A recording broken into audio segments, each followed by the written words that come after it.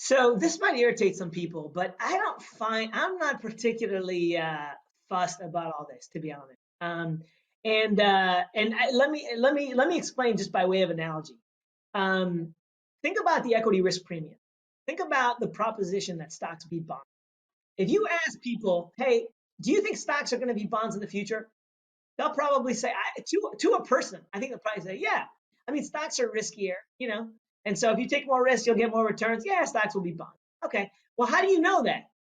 Well, we have all this evidence. We have like 100 years of data going back to 1926 or 1871 or 1801, depending on whose data you trust and want to use or whatever. We have historical evidence that shows that there's been an equity risk premium.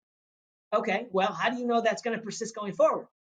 Because here's an interesting fact. Over the 20 years, beginning in 2000, to roughly 20 years, beginning in 2000 to June of 2020, bonds beat stocks. Bonds beat the S&P 500. So there's a 20-year period where the equity risk premium was upside down. So, I mean, doesn't that negate the equity risk premium? Well, no, that's just a 20-year period. You're just cherry picking 20-year period. I've got 100 years of data that shows that the equity, okay. Well, this is the same data that tells us, or at least that implies to us, that there's a value premium, that there's a size premium. It's the exact same proposition.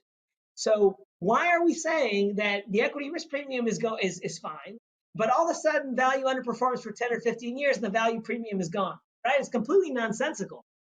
And the answer, I think, is that, people have a tendency, I mean, I'm not breaking news here, but, people have a tendency to look in the rearview mirror and I think to lose sight of the longer term evidence. And I think there's a fixation right now with value that just seems to me to be completely nonsensical. We know that value disappears for long periods of time. And so it has disappeared, Do I think that means that the value premium is dead? No. Do I think that means that the value premium will pay in the future? Not necessarily, obviously. But I have no reason to believe that just because value has underperformed over the last 15 years, that it's gone forever. Talk about burden of proof. I just don't think the people who are, I don't think if you want to make that case, I think that's going to be a very difficult case to make. Sorry, Jack.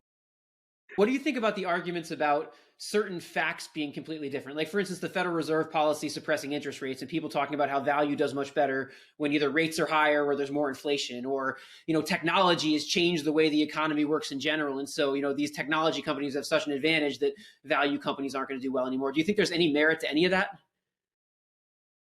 Well, there could be, right? So, I mean, we can't say conclusively that there isn't merit, but, again, going back to sort of the burden of proof, I think if that were the proposition, you'd have to go back and you'd have to explain why that same theory didn't prove true in previous periods, right? So, we've had various interest rate regimes historically, and those interest rate regimes don't necessarily align neatly with this theory that low interest rates favor growth stocks. I'm sure you looked at the evidence as well as I have. And just to cherry pick one example that you've heard a million times, that everyone's heard a million times, but I think is you have to explain it, which is the late 90s, right? The late 90s was a period where everyone said, this is different, this is technology, growth is going to win, blah, blah, blah. And then bang, from 2000 to 2007, value went in. So why is this different than that period? That's going to be a very difficult argument to make. Let's put it this way. I would not want to make that argument. If you said to me, I went to law school. If this was a moot law argument, and you said to me, Nir, I'm assigning you the value is dead because technology is going to take over argument, I'd say, no, thanks.